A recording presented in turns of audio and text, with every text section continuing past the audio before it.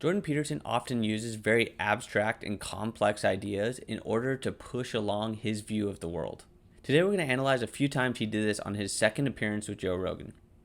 I think you'll see upon analysis that many of his arguments are non sequiturs. Like, this is something that bothers me about it technically. It's like, well, climate is about everything. So, okay, but your models aren't based on everything. Your models are based on Warming. a set number of variables. Yeah. What do you mean by everything when you say? Well, models? but that's what people who talk about the climate apocalypse claim in some sense. We have to change everything. It's like, everything, eh? Okay, what? And the same with the word environment. Well, what's the difference between the environment and everything? There's no difference. What's the difference between climate and everything? Well, there's no difference. So this is a crisis of everything? It's like, no, it's not. Or if it is, well, if it really is, then we're done. Nobody is making these arguments. Nobody is saying that climate is everything. This is a straw man, and it's Jordan's way to not confront the serious argument. As usual, Jordan manipulates definitions in order to make his point. Let's take a look at another example. Culture is a structure of category that we all share. So we see things the same way. Well, that's why we can talk. I mean, not exactly the same way, because then we'd have nothing to talk about. But roughly speaking, we have a bedrock of agreement. That's the Bible, by the way.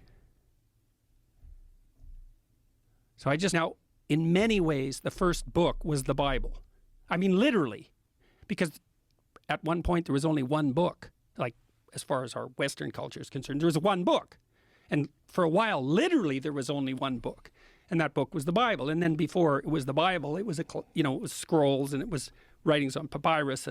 But we were starting to aggregate written text together. And it went through all sorts of technological transformations, and then it became books that everybody could buy, the book everybody could buy, and the first one of those was the Bible. And then it became all sorts of books that everybody could buy. But all those books, in some sense, emerged out of that underlying book. And that book itself, the Bible isn't a book, it's a library. Jordan claims that the reason that we can communicate is because we mostly see things the same way. He believes that the Bible gave us a foundational bedrock of understanding. He also claims that the Bible was literally the first book. This is so ignorant of history. Ancient writers such as Plato, Sophocles, Confucius, there was literally a whole library in Alexandria 200 years before the time of Christ. He also says that for a while there was literally only one book. Of course, this is not the case. Maybe you could make the case that generally it was the one book, but to say it was literally the one book is false. He also makes the claim that all other books came from the Bible. I don't even know where to begin with this. If you're still not convinced, I have another example. You cannot write a more tragic story. It's impossible, technically. Why? Well, because it's a story of the aggregation of everything that people are afraid of.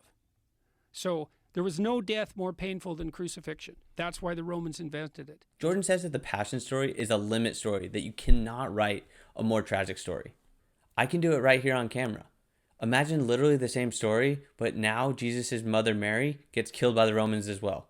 Is this not a more tragic story? He then goes on to say that there's no death more painful than crucifixion. We know that this is not true. If you don't believe me, how about a crucifixion where you're stung by 1,000 bees? A crucifixion where you're lit on fire? A crucifixion where you're waterboarded? I think we all know that we can come up with more painful ways to die. There's no denying that the story of Christ was tragic, but to say it's a limit is not correct. I've shown multiple examples of how Jordan Peterson strings together non sequiturs in order to make his point. Be careful when listening to people like Jordan Peterson and critically think about the words that they're saying. Do their words support the idea that they're trying to convey? That's all I have for you today. I'm Forrest, the Latter-day Skeptic. Thank you for watching.